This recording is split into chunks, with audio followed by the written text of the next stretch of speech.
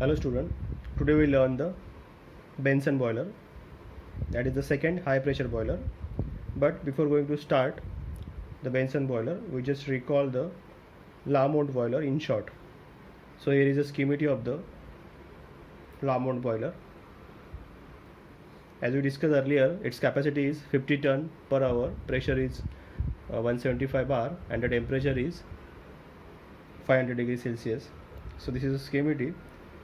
From here the air is circulated with the help of blower and sent towards the preheater, air preheater. From here the flue gases passes and that preheated air is or high temperature air sent towards the grate. This is a grate where the fuel burns. Then this is a feed pump and feed water supply system. From here the feed water is supplied to the economizer. This is economizer. From economizer the heated water is sent towards the drum. This is drum partially filled with water and partially filled with the steam. Then that heated water is circulated towards the boiler with the help of this pump, and it is then transported towards the radiant heating section.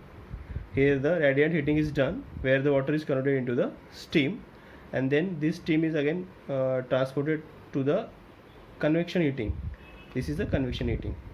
Convection heating is done here, and then we get the saturated steam, and that saturated steam is collected in this drum here. And if we want the superheated steam, then again we just transport that saturated steam towards the superheater. So this is the superheater. We passes it towards the superheater, and then we get finally the superheated steam. So this is the simple working of the Lamont boiler. So second one is a Benson boiler.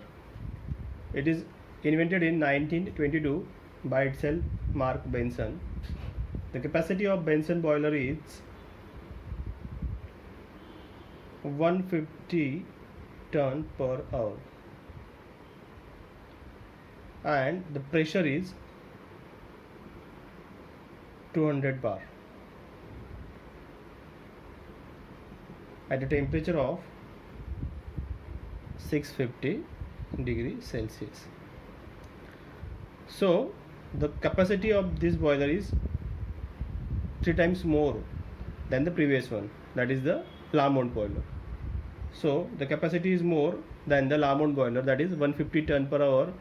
Also the pressure is also maximum, that is 200 bar, and temperature is at again higher side, that is a 650 degree Celsius.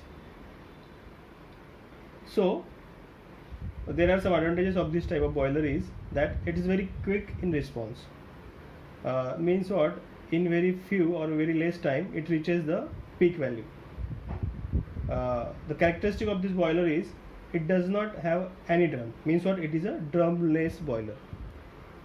So because of it is a drumless boiler, so portability is very easy, or it increases the portability, and because of there is no drum, its weight is also reduced. Near about 20% of weight is reduced of the Benson boiler.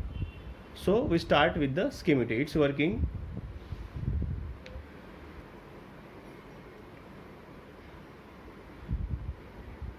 So vertical shell is there.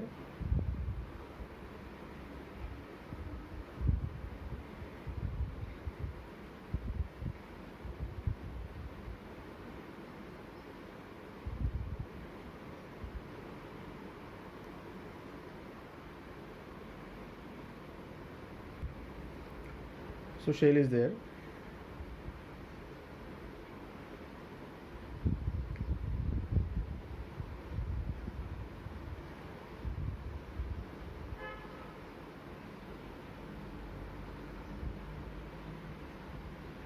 And air preheater is provided here.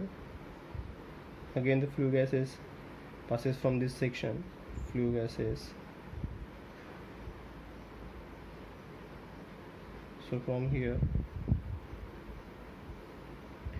air is circulated, so air preheater is provided, and this heated air again transported towards the grate.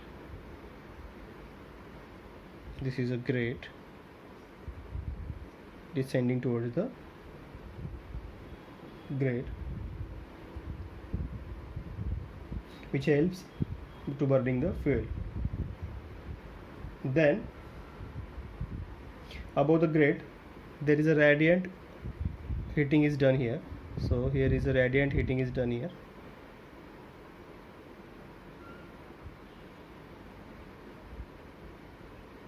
The parallel tubes are there, so that here that is the radiant heating of water. Now the feed water heated in an economizer, because it's a drumless boiler, so in a single go all the operations will be done.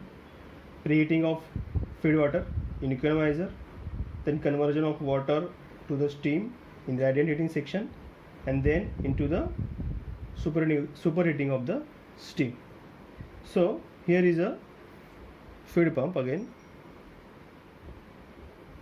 and the water is transported towards the economizer. So this is the economizer, and then from economizer the heated water, which traps the heat of flue gases, the heated water is sending towards the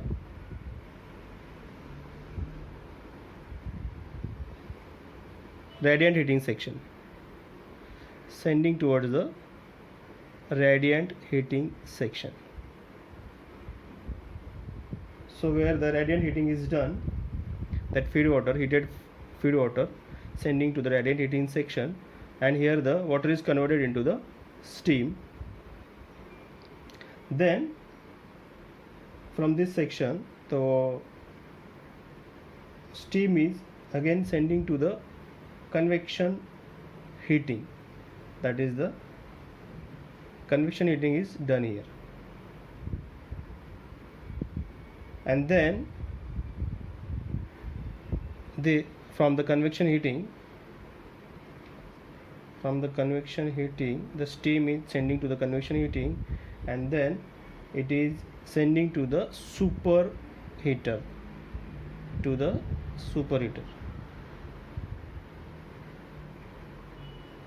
the superheater, like in this way. So this is a superheater.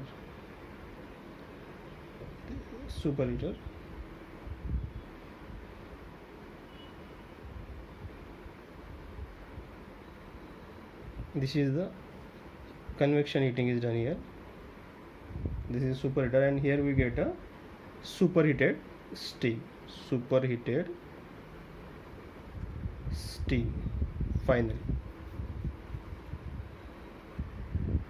So there is a single tube for feed water, and feed water passes through the economizer and it takes the heat from flue gases, and so after preheating the radiant heating is done. After preheating the radiant heating is done here, and then that water is converted into the steam and it is sending towards the convection heating. And convection means what? The movement of heat by actual motion of the matter, so that is a convection.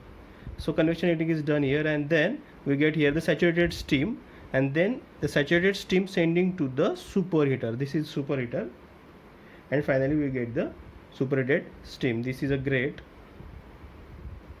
this is ash pit.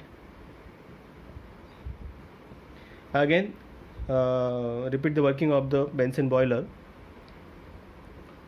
The air preheater is provided here, and that passes on the flue gases. The heated air then again sent towards the grate where the fuel is burned, Then in this boiler, because this is a drumless boiler,